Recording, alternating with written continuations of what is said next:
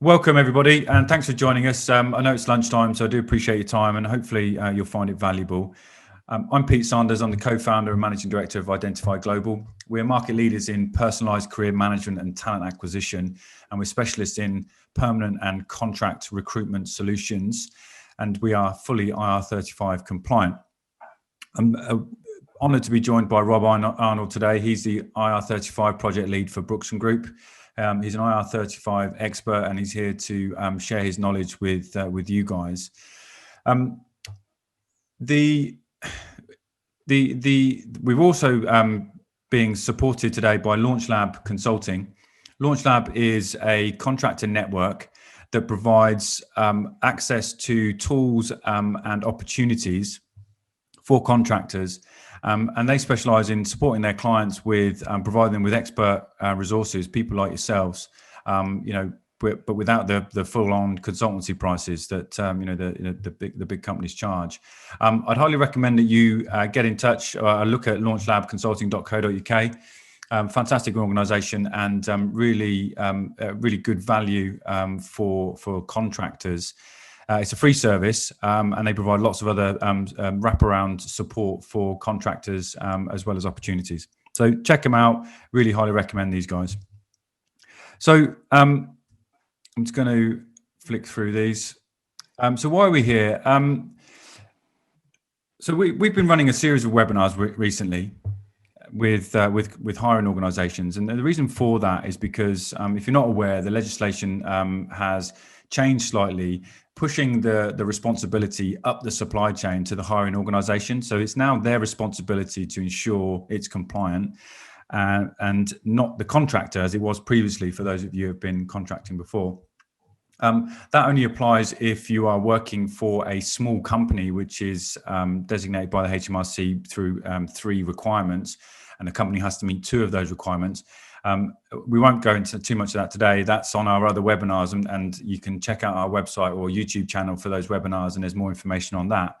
But it's the hiring organisation, so the responsibility starts with the hiring organisation. That doesn't mean that you're exempt from anything. It means that it starts with them, and then it will start to flow down. So the organisations, as you probably experienced with a lot of your clients, are starting to get their houses in order and starting to work out what they're doing with contract or interim or off payroll workers. So that means that you still need to be compliant, and also your supply chain needs to be compliant. And that means that even the agencies you're working with could expose you. So it's really important that everybody in the supply chain is fully compliant. And we've done quite a lot of work on that. Again, if you check out our other webinars, the recordings on those sites. But one of the things that keeps happening through our consultations is lots of feedback from our clients, from contractors, either challenging the process or uncertain about what to do next. So unfortunately there's a huge amount of misinformation out there. Some of them coming from well-respected and large umbrella companies, and some of it's just misinformation, reading fake news or whatever, or people just getting bad advice from the wrong people. So we thought we'd do this webinar to help you become more informed, stay compliant, and hopefully dispel some of those myths, and also let you know there's lots of possibilities out there for you. So what we're going to cover today is we're going to cover IR35, just a brief recap on that. Supervision, direction, and control. What the hell does that mean? What should you do with your limited company? Umbrella companies and how do they work? Insurances, do you need them? Can you be both inside and outside IR35? And how we can help, and then there'll be a Q&A session at the end. What we're not going to cover today, okay, we're not going to get into specifics about individual circumstances because we'll get lost, and we can end spending all time on there. We will ask questions, but if I see a question that highlights a specific name or company, we just can't answer that because it's there's always 2 sides to every story. But we are happy if you do want to discuss something specific, to have a consultation with you afterwards, and we're happy to do that for free. But it's we just don't want to get caught on one specific issue because it's quite a broad topic, and there's lots of ifs, buts, and maybes available. Just a brief bit about us. So these are the markets we work in. So we cover security cleared roles as well. So if you're interested in these markets or have experience in these markets, please get in touch. Or even if you don't work in these markets and looking for contract roles, we cover a number of core specialist areas, technology, core business functions, and automotive body repair specialists. Rob, over to you. Good. No, thank you. Thank you. So just a little bit of background on myself then, and thanks for the intro. So I've been in this industry now for over a decade, and my background at Brookson is a kind of a mixture of employment law and tax consultancy, so it lends itself quite nicely to what's going on in the industry now. And the reason why we're here with you today, I know you've done a kind of a series of webinars with Brookson around IR35, and that's been specifically Brookson legal led. But we're looking at this slightly different now. So if we look at Brookson 1, we've provided solutions to contractors now for a little over 25 years. And unfortunately, the umbrella market itself is an unregulated market. There is no regulatory body as it stands today for umbrella providers. But what we do have is we do have FCSA, it's a trade body, a compliance organisation within our industry, which is as close as you're going to get to a regulatory body. We're audited every year by an external body, and the findings are passed directly to HMRC. So when you're looking at PAYE providers, if you're looking at an umbrella solution, a really good starting point would be, let's check if they've got a compliance accreditation first and foremost. We're chartered accountants by trade, so we understand the mechanics of a limited company solution. And Brookson Legal, as you've done with our IR35 presentations previously, Brookson Legal is a regulated law firm. So we're a firm of solicitors that specialise in employment law, specifically IR35. And Brookson Financial, it's worth bringing this one in because some of the points we're going to talk about today are pension related, and unless you're regulated to do so, you shouldn't really be giving advice. And you'll be glad to know that we are regulated financial advisors as well. So we're looking at this from a kind of a chartered accountancy, employment law, financial services angle. So we should hopefully be covering all points. Okay.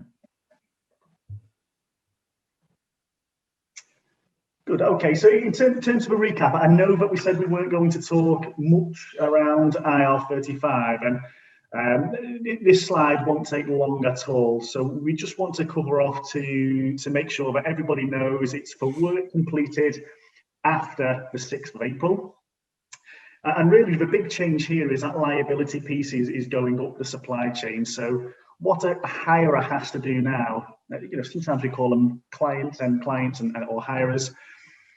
Ultimately the organisation that's benefiting from the work that's being provided, they have to now create this status determination statement. And this is relatively new. I say relatively new, it is new because in the public sector, you don't have to provide this at the moment. You just have to say whether someone is inside or outside. From April, you'll have to provide this document. And effectively, it's a rationale document as to how you've made your decision. Why is this individual deemed to be inside or outside? That has to be passed to both recruitment agency, if relevant, and it has to be passed to the worker. So everyone in the supply chain needs to have a copy of this. The recruitment agencies now have a hook here as well from a liability perspective. So the client has to make a determination and pass it down the supply chain. The recruitment agency also has to make sure that the correct tax and national insurance is deducted. So this is a piece here to make sure that we have no rogue entities within the supply chain deciding to follow a different process. You'll be glad to know that there's a more clear and concise challenge process as well now. So a bit more clarity on this point is that if you disagree with your IR35 decision, which ultimately will be if it's inside, so if you're not happy with the outcome, you can now challenge your hirer, and your hirer has to respond to you within 45 days. Underpinning all of this, hirers have to also demonstrate that they've taken a reasonable care approach. Now, up until recently, reasonable care was quite a grey area, and we were advising workers and hirers that you need to demonstrate that you've done as much as you possibly can as an organisation to get yourself over that hurdle. But HMRC have released more guidance now through their employment status manuals, and have released a number of definitions on what would be classified as reasonable care. So what you can probably gather from this is there's a lot more responsibility now for hirers to A, make a determination, get it right, pass it down the supply chain, deal with challenges, and actually, if challenged at any point, make sure that they've met a threshold to make sure it's all been done right.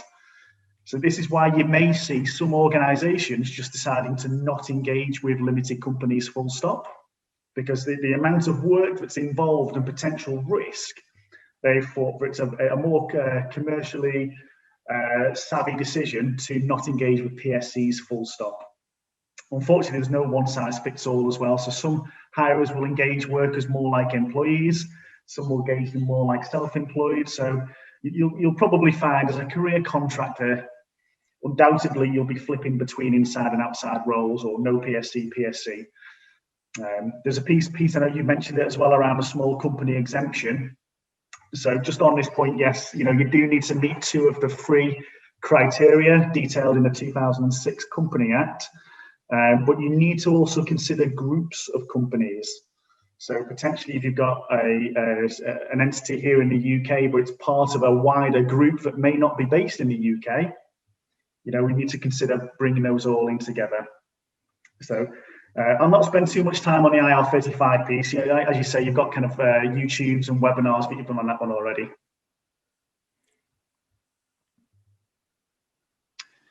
Good. So in terms of an umbrella, I mentioned to you that it's an unregulated market. The term umbrella solution as well really is just a term for an intermediary. There's lots of different variations of umbrella solutions, some compliant, some non-compliant. So some of the more kind of high profile umbrella companies that you may have heard of are using offshore loan schemes or are based outside of the UK. And that sometimes can muddy the water in terms of what an umbrella solution is. So the context that we're talking about is an outsourced employment bureau. And you'll find that certainly through an FCSA accreditation, this is the solution that has kind of passed all the compliance checks. And what would happen here is the umbrella company would engage with you through a contract of employment. So you'd now become an employee of an umbrella company who would in turn contract you out to recruitment agency and hirer. And because you become an employee, you'd have similar rights and benefits as you'd imagine as a full-time member of staff. So we've detailed a few here around your stat benefits, your sick pay, your maternity, but also auto-enrollment pensions schemes and insurances. So as a limited company worker, you're probably quite familiar with the concept of having to provide your own PI or PL style of insurance policy. Well, they'll be contracted, they'll be provided through the umbrella solution as they're contracted to do so with your recruitment agency. And then from a payment perspective, how it would work is the gross rate of pay that you've been paid for your limited company would in turn be paid to the umbrella company. The umbrella company would make employer deductions, which consist of employers NI, apprenticeship levy, depending on the size of business, and they'll also retain their margin for doing so, which is typically around £20 per week, I'd say on average. The remaining value is paid to you, and you're subject to income tax and national insurance. So very different to how you've been operating previously. So I would imagine how you operate at the moment is you'll pay yourself a wage or a director's fee more than likely in and around a kind of £9,000 a year mark. And that's absolutely the most tax efficient manner to pay yourself as it stands today. And the rest of the money that you'll take out is a dividend, and the dividend's not subject to PAYE tax. A question that crops up, and Pete, I'm sure you've been asked this before, why now as a contractor do I need to pay employers national insurance? And it's always a difficult one to explain because, you're not paying employers NI. It's the umbrella company that's paying the employers NI, but it's deducted from that gross rate. So really, it feels like you're having to pay the employers NI, and arguably you are, because you're used to a certain pay rate. What I would say is, if through your limited company, if you were to pay yourself more than minimum wage, actually you would be then subject to employers NI. Well, in fact, if you were to pay yourself kind of over the threshold of circa £9,000 a year, you would have paid yourself, you would have had to pay deduction for employers NIC. So it's not new, it's just through a limited company, you've had an ability to reduce that salaried piece down quite considerably. Unfortunately, through PAYE, everything's classed as salary. So those kind of class one employer NI deductions manifest, and there's no real way of us getting around that, unfortunately, if we want to operate compliantly, which of course we do. So that's kind of a piece on umbrella solution there, Pete. Yeah, so this is so these are the questions, guys, that we get asked a lot. So I thought it'd be a good idea for us to put these questions to Rob, and I guess get some answers really, and obviously do it en masse. So Rob, this is one that I guess it keeps cropping up, and a lot of the time it's coming through misinformation. People just saying, "Oh, do you know what? I'm just going to shift to being a sole trader then, and avoid it altogether." So, is that possible? Can you transfer an existing company to being a sole trader and avoid IR35 altogether?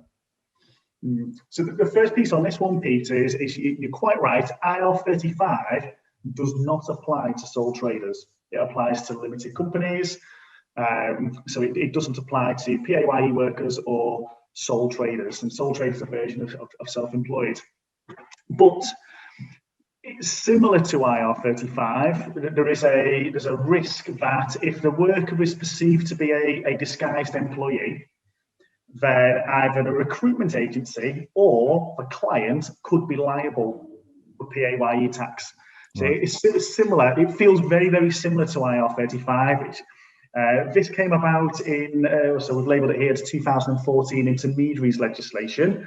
So this was very much around the supply through recruitment agencies, and it's the recruitment agency that could be liable. There's a different set of rules. So in your previous webinars around IR35, you would have looked at personal service, mutuality of obligation, control, financial risk, those kind of things. It's a little bit more straightforward with sole traders. We use an SDC test, a supervision, direction, and control test. Okay. That type of test is used across a variety of different things in umbrella world, expenses, sole traders. But ultimately, if you're perceived to be a disguised employee, the liability goes up the supply chain. And by the letter of the law, a worker is always under supervision, direction, or control, or supervision, direction, and control is always present unless you can prove otherwise. So that's why you'll find that most recruitment agencies or clients tend not to engage with sole traders, because that risk is here today. So it's not off the table. It's just you need to consider whether it's the client or agency allows it. Yeah, I guess like some agencies, we will only work with a limited company. Okay, I mean there's more protection available to us as a business, especially if we're flowing down that liability. So, do you think that's more of a thing there? Do you think it's more of a protection thing, or is there anything wrong with being a sole trader in this scenario? No, so I mean, it really just depends on it. So my view is, sole trader is great if you're going to be earning up to kind of 40, 50K per year from a tax perspective. Right. It's a good solution, but sole trader is a little different to limited company in the way that it's it's now Pete Sanders. It's not your limited company. So if things were to go wrong, you are personally liable. Your personal assets are liable. If a claim is made and you don't have the right insurances, it's your home, it's your savings, those kind of things that could be at risk. You've got more protection through a limited company. And I think the recruitment agencies and hirers have always had the benefit of being able to utilize a limited company option. And you've not even had to worry about risk through a sole trader, because you're earning a certain amount of money. Limited company is just as good, if not better. Yeah. So I think this question will crop up a lot more Some clients may entertain it, some may not. It's just because there is a similar piece of liability flow, that's all. Okay. So probably the number one question that I get asked, should you close down your existing company if transferring to a PAYE solution? I think I'll start this one off by saying you absolutely don't have to. So we'll obviously, we're going to cover a load of points in the next few questions, and hopefully what everyone should be able to walk away with is a much clearer idea and a lot more information at their disposal to say, you know what, actually I want to keep it open, or I'm going to close it down, and this is what I can do. But you absolutely do not have to close it down if you don't want to, because there could be a whole bunch of reasons. You know, we've detailed a few here, but you may have other income, you know, other shareholders, directors, rental income coming through your business, so you don't want to close it down. It may be the case that you're actively looking for outside IR35 roles, or it could just simply be that you want to see how the UK market and clients adapt to these changes. Okay. So let's keep it simple, Rob. What are my options? What you know, if I'm a contractor, what are my options ultimately? Okay. So first and foremost, liquidation as an option. So if we're going to go down the route of closing it down, you know, you could go down the route of an MVL, a members voluntary liquidation, and certain criteria. So if you have, if you've been trading through the business for at least 2 years already, and you do not want to trade through your company again for the next 2 years, then you could qualify for this. Now, if you've got over £25,000 in the bank, you'll have to go through a formal liquidation route where you bring an insolvency practitioner, and there's a charge associated to it. If you've got less than 25k in the bank after tax, then you don't have to go through a formal liquidation, so you could run it through capital distribution. The benefit here of doing this is that you get access to entrepreneurs tax relief. It changed its name now, it's business asset disposal relief, but same thing. And the idea is that when you shut that company down, you get a much more favourable tax rate when you close that business down. So depending on how much cash you've got in the bank, you could save yourself thousands of pounds. So liquidation isn't a bad thing then? No, a voluntary liquidation isn't. You know, a compulsory liquidation, it would be something different. You know, if you ever, I guess in the headlines, you've never heard of a business doing incredibly well for itself being forced into a liquidation process. But it's the reasons why you're doing it. If you're closing that company down, you meet the criteria, you've got no intention to do it in the future, it's absolutely fine to do so. It's just an option. I guess it's just making sure you're using the right term in the right context. It's different to kind of administration and whatnot. Okay. So what other options are there available then? So other options wise, if we're not going to go down the MVL, because, you know, as good as it may sound, it does prevent you from operating through a company in the next 2 years, and God knows what the UK is going to be like in the next 2 years legislation wise. So another route would just be simply to file a final set of accounts. So we call it a cessation set of accounts. This is you winding up the business. There's no restrictions in the future if you want to reopen a company in the next 3 months, 6 months or whatnot. What I would say on that piece is just make sure that you've got enough cash in the bank to cover any liabilities. Because if you're running at a deficit, then you can't just wrap the company up and walk away. You're going to have to inject a little bit of cash in to make sure you cover those liabilities. Mm-hmm. I'd say on average, it'll take you 6 months to close your company down. Not because your current accountant's not efficient at what they do, it's just the process with HMRC. Incredibly quick to set a business up, a little bit more drawn out when you go to close it down. Okay.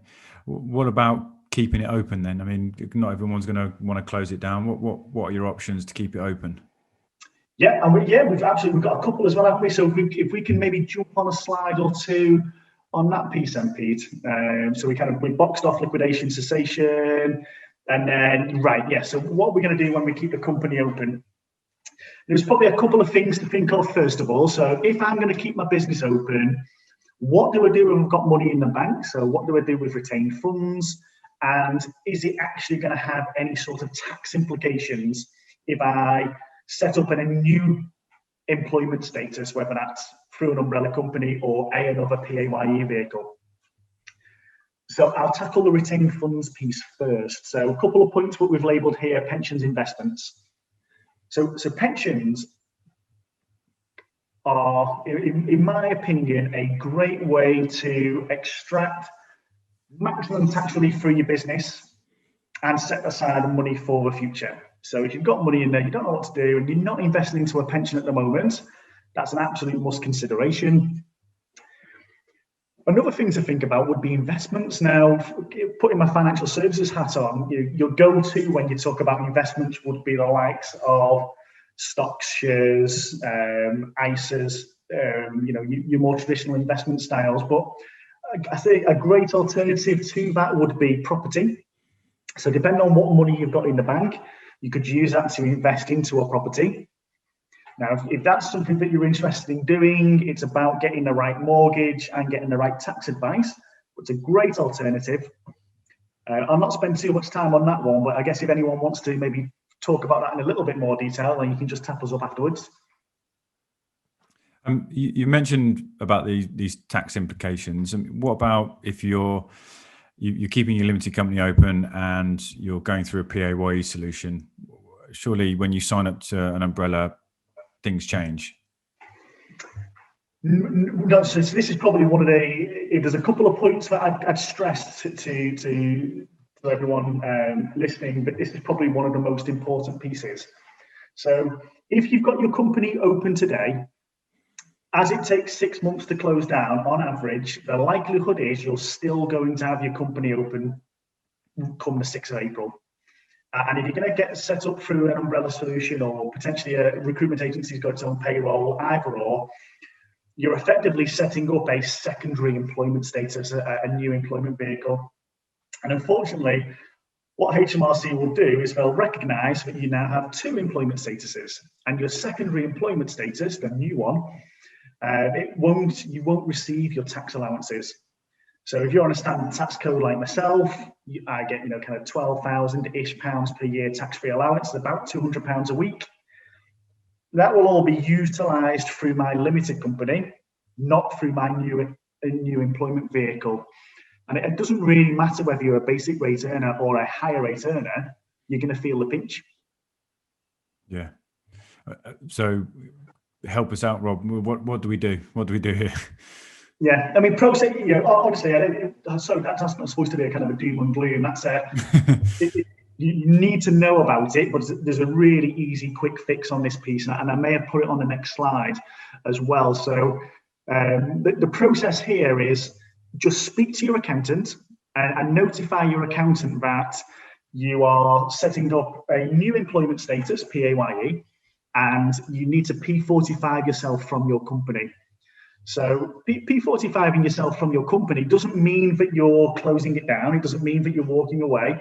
It just means that you're finishing up your employment status. And when that's sent over to HMRC, which is generally, really, really quickly, all of your tax allowances will then get attributed to your new employment status, your primary employment status. And it just means that you're not going to go onto emergency tax. Because let's face it, everyone is going to be miffed off that they're going to have to go PAYE first and foremost. Pay is going to go down. We know that, as much as we're not happy about it. To then get emergency taxed on top is, we can avoid this. We can prevent it. Just whilst I'm pulling that thread as well, Pete.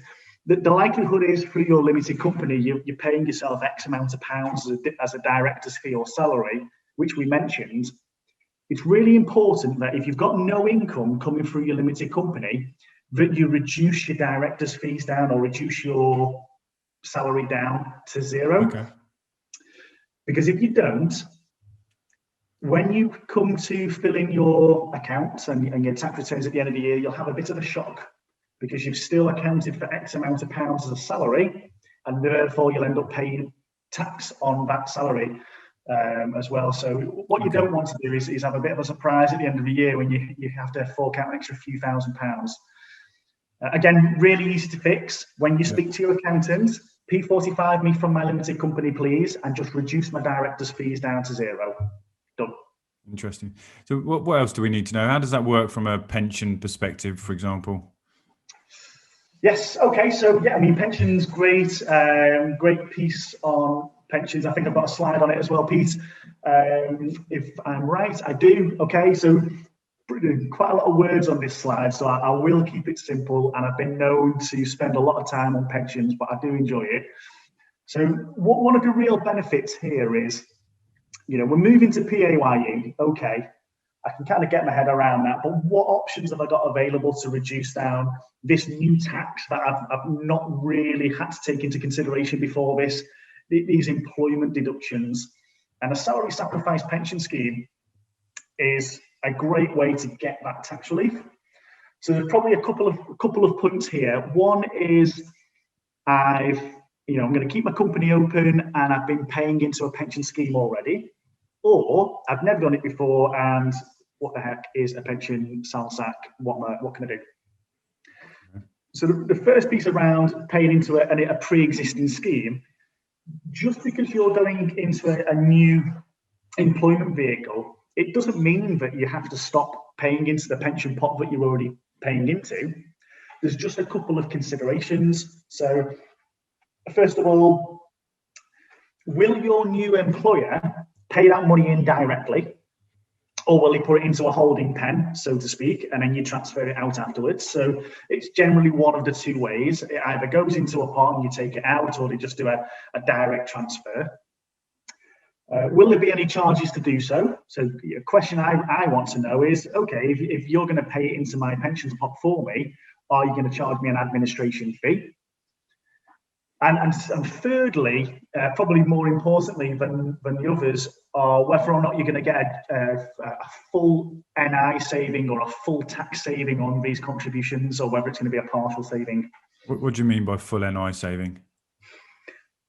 So the real benefit of a SALSAC in umbrella world is that it comes from the top, and you're going to get your relief on the employer contributions. So employers NI's 13.8%. Apprenticeship levy, if applicable, is 0.5%. And then you've got the umbrella company's margin. So that's the chunk. Your pay slips in 2 halves. That's the employer cost, and then you've got your employee bit at the bottom, income tax and employees NI. A SALSAC, if it comes from the top, you're going to get tax relief on everything. To qualify as a salary sacrifice, it doesn't necessarily have to come from the top. It could come from just the employee's contributions. So you are getting some, but not all of it. And that's quite a big contribution difference, is kind of circa 14%. So it's just something to look out for. Okay. So how about a salary sacrifice scheme outside of pre-existing schemes? What happens there? Yeah, so again, the flip side is I've not been doing a pension before, and this is kind of new, and what are my options? Well, if you've not done it before, you can contribute up to £40,000 per year. And if you've not utilised previous year's allowances, you can go back as far as 3 years. So in theory, you could contribute up to £160,000 this time round into a pension pot.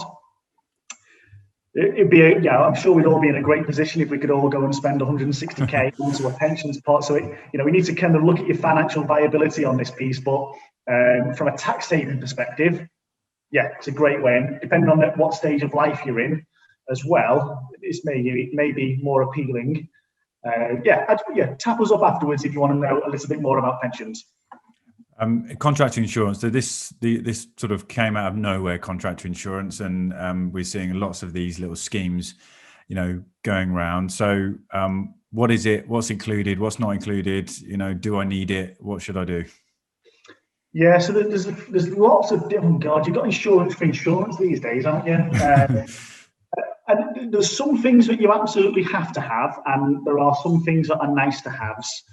So what does an umbrella company have to provide? Well, you'll know in your contracts, Pete, you require organisations like ourselves to provide you with PI of X, PL of X, and employer's liability as well. They're the compulsory ones that we need to provide for your contracts. But then as a limited company contractor, you've probably got extra policies. So you'll probably have some sort of life insurance policy or income protection style of policy through your limited company at the moment. What I would say is, regardless of what you're doing with your business, whether you want to close your business down or whether you're going to keep it open, don't be too hasty to close those policies down, because they are not statutory benefits or statutory requirements from a PAYE provider's point of view. So you won't get them. Those policies anyway aren't standard. And again, as I say, whether you're closing your company down or keeping it open, what you could do is you could just transition them into a personal policy. So just because they're set up for a separate legal entity, which is your business, doesn't mean that you can't port them over to a personal policy. And you can do that nowadays without going through a revalidation process or a health check process. Yeah, I thought it was standard, so that's news to me. No, and I'll put one on here as well, because this is a bit, sometimes get an eyebrow raised or two when we talk about death in service. Death in service isn't a statutory benefit either. So you'll not find providers just giving this as part of their service. What I would say is good umbrella providers will typically offer it, but there'll be a fee attached to it. So if death in service or personal accident style policies are important to you, I'd say ask your umbrella company, if that's the way you're going, just, do you provide it? If so, is there a charge? And if you've got pre-existing policies, the risk that you run is if you close them down now, assuming that they're included, and then you go to re-engage those policies in 3 months' time, the likelihood is that your policy premiums will change compared to when you first set them up. So more than often than not, you're probably better just transition them into a personal policy. Wow, okay. So, and this is, we've discussed this. This is likely to happen on a regular basis for those that are continuing to contract. What happens if I have IR35 roles inside and outside in the same tax year? Mm-hmm. So you may have noticed so far, Pete, I've been very broad in my answers. I've not been Brookson specific. And I've been really conscious, this is not today's webinar was not around selling what Brookson can do. It's purely education. It's things that you probably aren't thinking about necessarily right now, but you should really know before April. And that's the idea of it. But I've included one slide to talk about our service, just because I think it plugs a lot of gaps in the market. So you're right, what happens when you've got a role inside, you've got a role outside. Maybe the role that you're in today, they're saying you're inside, maybe the role in June, July, it is outside. And what we've created is we've created a technology platform that sits below our umbrella payroll software, and it sits below our accountancy technology. We've always offered umbrella, we've always offered accounting services for limited company, but they're very much standalone products. And there was no off-the-shelf tech that we could find, and we did look, but there's no off-the-shelf tech that we could find that brought them both together. And that created a whole bunch of problems for us last year. And these aren't just questions that you've been asked. We got hammered last year because of customers joining our umbrella solution that had a pre-existing limited company but didn't sort the P45 piece out, or had a bit of a shock this time round with the director's fees and whatnot. So anyway, technology platform, what it does, it brings our umbrella and limited company together through one user interface, which allows you to kind of get visibility on all of your umbrella company income, all of your limited company income, all in the one place. But more importantly, it talks to each other. So if you've got a role that's inside and money comes through to our umbrella, we automatically update all of your accounting records. And if we need to P45 you from your business, because it's the right thing to do, we do it. We can fluctuate your director's fees accordingly, depending on your income levels. And then you've got an outside IR35 role, so then it's back into your limited company. So, okay, great, right, we need to increase those director's fees, quick sharp, update your umbrella income. So these are things that you can do manually, but as we know, manual takes time and it creates risk of human error. So the kind of tech does it all for us now, which is great. I'm sure a question that most people are, or probably something that people are thinking about is, I don't want to pay to get paid. I don't want to pay an umbrella company to now become my new employment vehicle. Yeah. That's tackled through this. So it's one fee that provides all of your accountancy services, personal tax, company tax, VAT, bookkeeping, you name it, we do it. But all of your umbrella income as well. So it doesn't matter how many times you straddle different employment statuses. It's just under the one roof. Yeah. Now, I could spend some time, Pete. No, I think it's that's been really useful, and so you guys are sort of acting as like a group holding company in that scenario. But just for my own sort of simple brain, it helps me work out the structure. So it is impossible, and the stuff that you've been doing is brilliant. So maybe you could just give us some final tips before we answer some questions. So it looks like they're all flowing in. So we've got some burning questions to answer. So give us some top tips. How how do you see this going? Yeah. Okay. So well, left to right, let's go. Secondary employment. So this is the piece around P45 in yourself from your limited company. So if you're going to keep your company open and you're going to straddle multiple employment statuses, you just need to make sure that you get your head around P45 in yourself from your limited company. Now, if you use Brookson, we've got the tech for it, but you don't have to use us. You do it yourself. Speak to your accountant, be that conduit. Because if you don't do it, you'll just end up going on emergency tax, and it's only you that can really control that piece. Retained funds, okay, so if you've got money in the bank at the moment and you're looking to close that company down, and you genuinely cannot envisage yourself working for a company for the next 2 years, and that's a big point, you can't go through it for the next 2 years, I'd say consider an MVL, because potentially, depending on the money you've got, it could be worth several £1,000s to you. Sell tax, great way to put money aside for the future. It's a really good way to get your tax relief through your umbrella solution. If you've been paid into a scheme already, you're familiar with how pensions work. So I think just before you do go into a pension, just start asking those questions. Mr. Umbrella Provider, at what point do you take the funds out? Is it up from the top? Is it from the middle? Are there any admin fees? How does it work? And finally, I've kind of put this one in there just to say that although there's an element of control being taken away here because you've got someone else dictating your IR35 status now, and they're dictating whether or not PAYE is now going to be a preferred option, you are still in control of which provider you go to. So there's probably lots of questions in here that we've talked about today. Hopefully you can take some of these away and go and ask these umbrella companies. There's one thing that's cropped up this week, Pete, and I didn't realise it was as a bigger issue as it is. So this is just something for everyone to think about. When you sign up to an umbrella company, so how it works with Brookson is we'll issue you with a full employment contract. So whatever your gross rate is, minus employment costs, the rest of your income is classed as a full salary. £3, £4, £500 a day, doesn't matter, it's full salary. What a lot of umbrella companies are appearing to be doing is issuing minimum wage contracts with a discretionary bonus or a commission payment. Now, it doesn't make any difference from a tax perspective. You still pay PAYE on a commission or a bonus as you would do normally.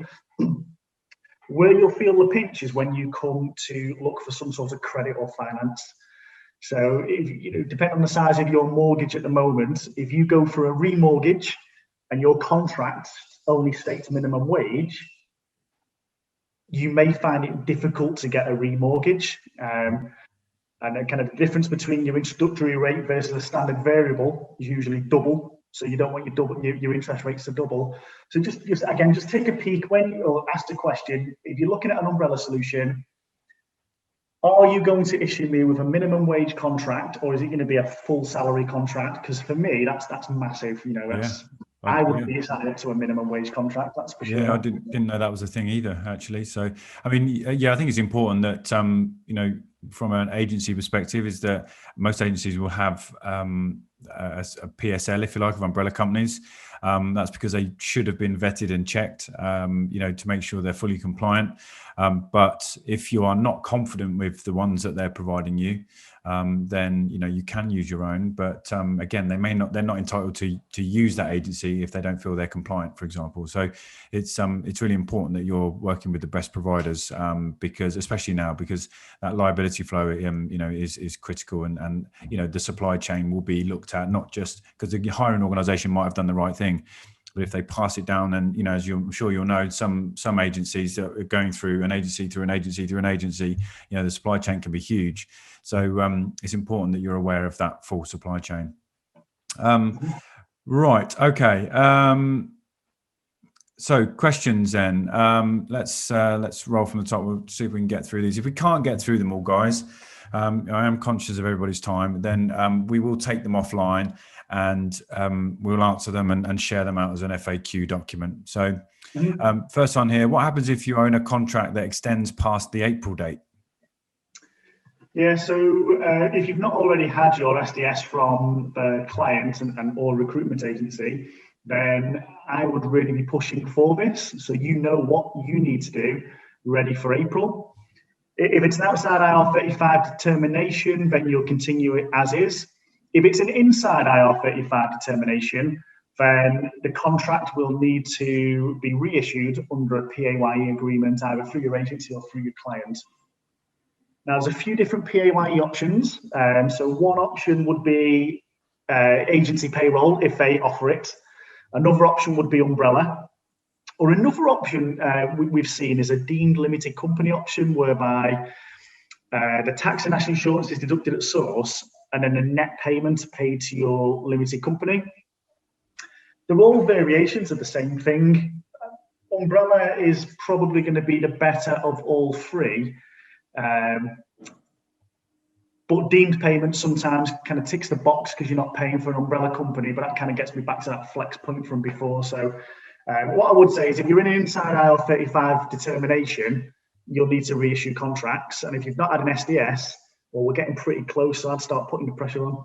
Yeah, absolutely. That's the key thing, isn't it? That SDS, and it's sort of best practice, really. So that should be there.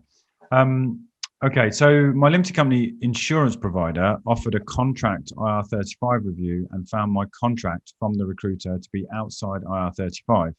But I believe the HMRC will look further and consider my engagement details with the client. What are the main steps I should consider to keep an outside status as far as possible? Yeah, no, this is a difficult one, isn't it? Because you can do and say all the right things, but if your client decides otherwise, that's that control piece, isn't it? That's you not being able to make your own determination. Now, to put Brookson legal hat on here, when we do reviews, we look at the two main angles. We look at the contract and we look at the working practices. So having an IR35 compliant contract is a must, but you also need to make sure that your working practices are aligned. So what you may find is, hopefully not, but if you pay money to have an IR35 review completed and it's outside, but your client is saying that you're inside, okay, there's a disparity straight away. So you could challenge your client, absolutely, and they may come back to you and they'll stick to the guns.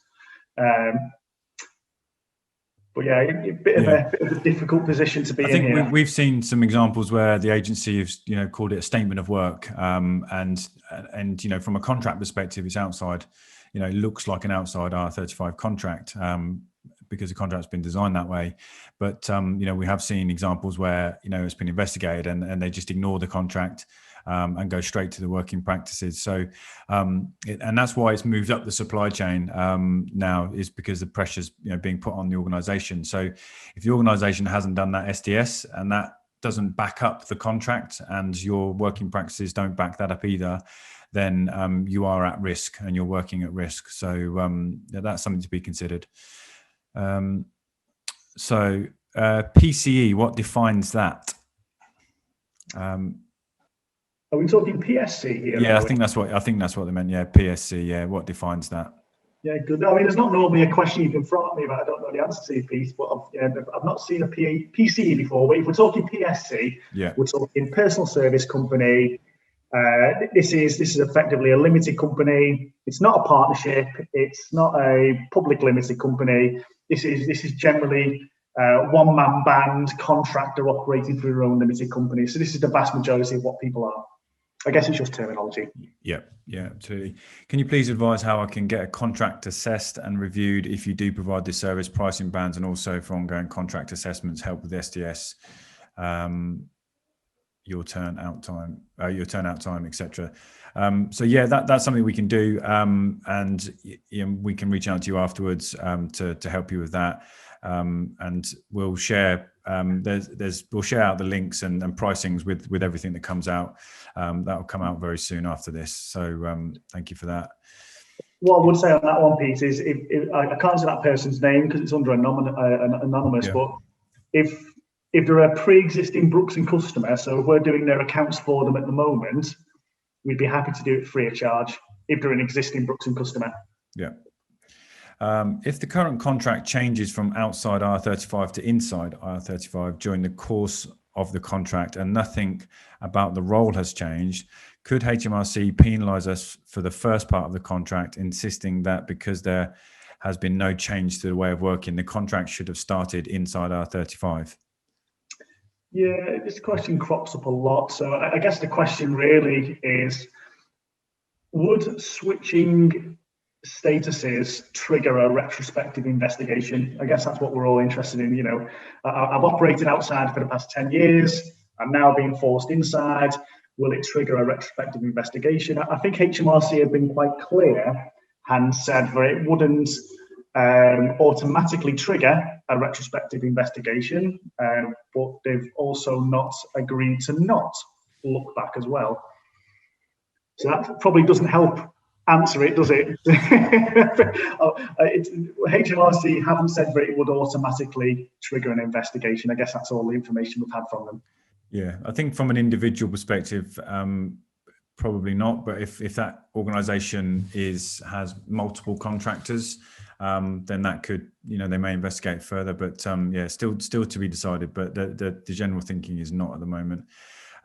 So next question. So as a limited company, do I need to increase base salary and reduce dividend payment? So I think this is part of the same question. Oh no. So can a company be left ticking over? Can you see that, Rob? Yeah. Okay. So do I need to increase base salary and dividends? Well, if you're outside, no, because that's not the most tax efficient manner to do so. And there's no indication between increasing baseline salary and this kind of impacting your IR35 status if you're still going to take an element on a dividend basis.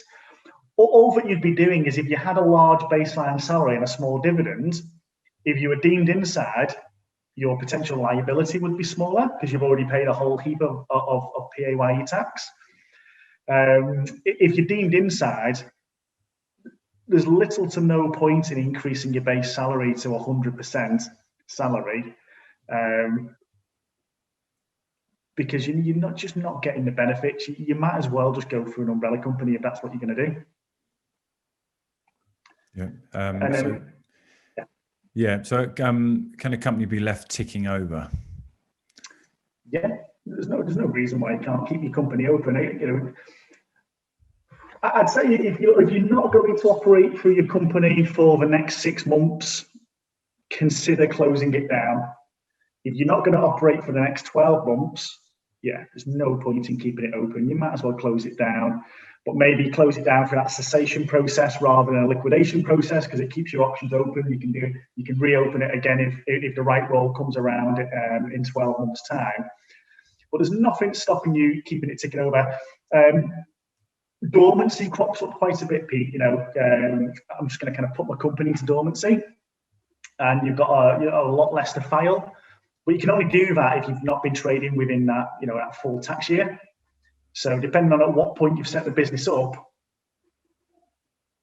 if you've already traded within your tax year, you can't then put it into dormancy the same tax year. So just something to think about. But again, your accountants will be able to box those ones off, or we can cover it in the Q&A, FAQ afterwards, can't we? Yeah, absolutely. I'm currently outside IR35, contracting for a large end client through an agency. Both are outside UK. I am a UK resident. The agency could have some links in UK, yet to be determined, but it appears to be outside UK at the moment. What are the next steps that I need to take in prep for IR35? This anonymous person's asking a lot of questions, Pete. Is this really you? Is this really you in disguise? No, it's not. No. Oh, let me just read this one again. Okay, so we're outside IR35, contracting for a large client. Both are outside the UK. Okay, but UK residents. Just got some UK links. Okay, so I'm assuming here that you're physically working in the UK. You're a UK resident through your own limited company, but the clients that you're engaging with are outside the UK. Okay, so HMRC recently updated their employment status manual around overseas clients and whether or not those overseas clients have any entities here in the UK. So if they're wholly outside of the UK with no UK entity, then the responsibility will remain on you to assess your IR35 and to govern your IR35 status. So we refer to this as Chapter 8 versus Chapter 10 in ITP. So Chapter 8 rules are how it works now. Chapter 10 rules are how it works post-April. No UK client, it's you, as it has been for the past 20 years. And I'll put that on the FAQ for you as well, because there does seem to be a bit of conflicting information around overseas clients. But in my eyes, it's black and white. There's no grey area. Yeah. If it takes 6 months for a company to be fully closed down, do I need to wait 6 months before I can draw out the retained funds, i.e. an MVL? Okay, that's a good question. It's not something I've actually covered in any of my previous kind of webinars on this degree, but if you go through an insolvency practitioner, and we can certainly recommend an insolvency practitioner for you, what you can do is you can draw down on 90% of those funds straight away. So even if it takes 6 months to claw down, so again, depends on how much cash you've got in the bank. But if you go through the liquidation, you potentially could extract several £1,000s up front and then the remaining value at the end. So yeah, good question. Thank you, Sam. Good question, yeah. Apparently it was Iaz that was asking those questions. So thanks for owning up, Iaz, because I was going to get told off by Rob later. Thanks for that. Good questions. So the takeaways for me, for a limited company to maintain compliance post-April, what are the top 5 key actions to do between now and April? Okay. I don't know if you want to give that, or whether you can refer to the slides. Yeah, no, I think we've probably boxed those ones off, haven't we? Yeah. Already. I guess to maintain compliance post-April, well, I guess it really just depends on what your IR35 status is. So if you're able to continue to operate through your company post-April, I would be making sure that I am super comfortable with my own IR35 status. Yeah. So I'd be getting my contract reviewed, I'd be having my working practice reviewed, I'd be creating a mini defense just in the unlikely event that I'm ever challenged at a later date. Yeah. But if you're inside IR35, then I'd be looking at, okay, which PAYE vehicle am I going through, and how are they engaging me? What do those contracts look like? How are they paying my taxes? There's probably a whole heap of things we can talk about. Yeah, I think that's the key thing. A lot of contractors are, naturally concerned about going into IR35, paying more tax, but not everybody was aware that you can do both, and there is a way of managing both. It requires a little bit more work, but it is possible. and often it comes down to the education piece, and you know, get, like Rob said, getting things reviewed, and actually not challenging. I think challenging is the wrong word, but actually going back to them and saying, actually, is this necessary? You know, that supervision, direction, control piece. You know, do you really need to tell me where I need to be, what to do? Now, there's some clients will absolutely demand it. There's some that will just say, oh, well, you know, they're trying to de-risk using a contractor. So if you're working with a compliant supply chain, you know, if you're going through an agency or even if you're going direct, then, you know, working with someone like, you know, us or Brookson to help you, you know, support that is entirely possible. So yeah, I mean, the slides are in there, I think, and so hopefully they'll answer all your questions to go back through. But if you do want to talk to us on a more individual basis, then please reach out to us. And last question.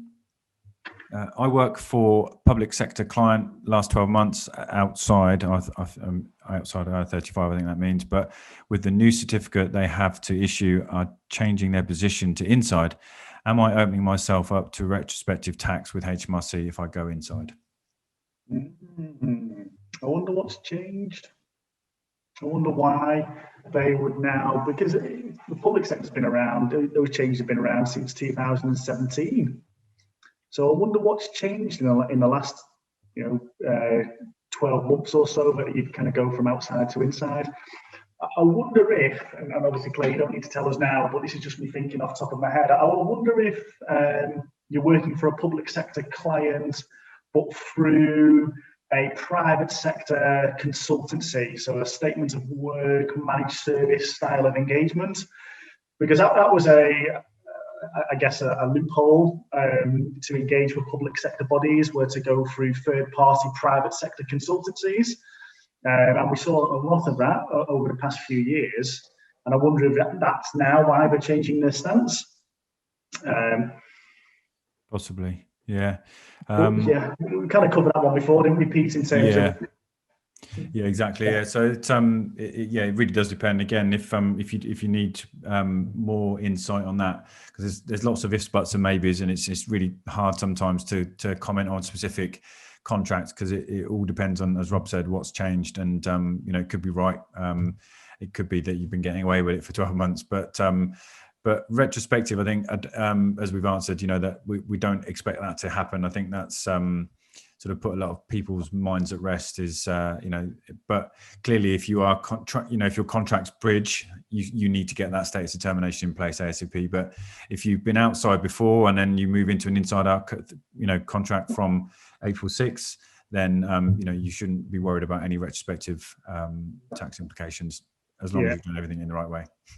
Well, what I would say on that last question, sorry to jump back onto it, Pete, I know we said we weren't going to be personal, but I know I've mentioned a third-party consultancy firm there, but, Claire, if you've been going direct to the public sector body and you've been outside IR35 for the last year, well, that's their responsibility. It's their responsibility to make the assessment, and it was their responsibility to follow reasonable care. So if you've not been going through third-party private firms, then it may trigger a retrospective investigation, but bill's not going to land on your doorstep. It'll land on the sectors.